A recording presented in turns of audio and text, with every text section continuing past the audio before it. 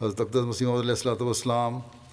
تقوی پر چلنے کی نصیحت کرتے ہوئے ایک جگہ فرمایا وَيَجْعَلْ لَكُمْ نُورًا تَمْشُونَ بِهِ، یعنی اے ایمان لانے والو، اگر تم متقی ہونے پر ثابت قدم رہو اور اللہ تعالیٰ کے لیے اتقاء کی صفت میں قیام اور استقام اختیار کرو تو خدا تعالیٰ تم میں اور تمہارے غیروں میں فرق رکھ دے گا، اور وہ فرق یہ ہے کہ تم کو ایک نور دیا جائے گا جس نور کے ساتھ تم اپنی تمام راہوں میں چلو گے،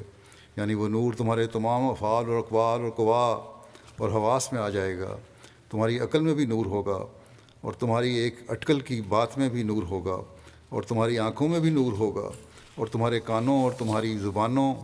اور تمہارے بیانوں اور تمہاری ہر ایک حرکت و سکون میں نور ہوگا، اور جن راہوں میں تم چلو گے وہ راہ نورانی ہو جائیں گی۔ غرض جتنی تمہاری راہیں ہیں، تمہارے قوا کی راہیں، تمہارے حواس کی راہیں ہیں، وہ سب نور سے بھر جائیں گی،